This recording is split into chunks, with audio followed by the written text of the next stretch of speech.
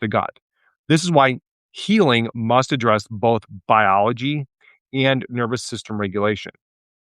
To understand why this matters for mood, focus, and behavior, we need to understand the gut brain axis. The gut brain axis includes the enteric nervous system, which is in the gut, the autonomic nervous system, the immune system, endocrine system, microbiome, vagus nerve, and microbial metabolites. The vagus nerve is especially important because most vagal fibers are afferent, meaning they carry information from the body back to the brain. In other words, your brain is constantly sampling information from the gut.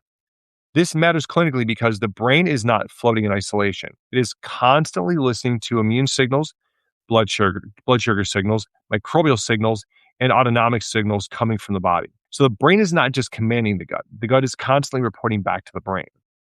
So the gut-brain axis is the two-way communication system between the digestive tract and the brain.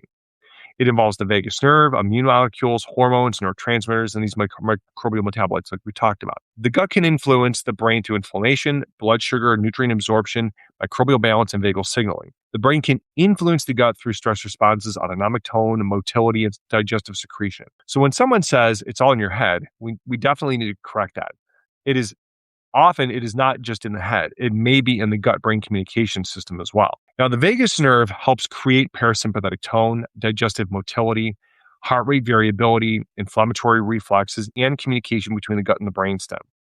When gut inflammation increases, vagal signaling can very significantly change. When vagal tone is poor, digestion and inflammation regulation can become less efficient. This is why nervous system regulation is part of gut healing. This is also where chiropractic, breath work, sleep, movement, and stress regulation fit into the bigger picture. We're not just trying to change food. We are trying to shift the state of the nervous system so the gut can repair and the body can regulate the inflammatory process more effectively. See, the vagus nerve is one of the major communication highways between the gut and the brain. It helps regulate all those things that we talked about, right?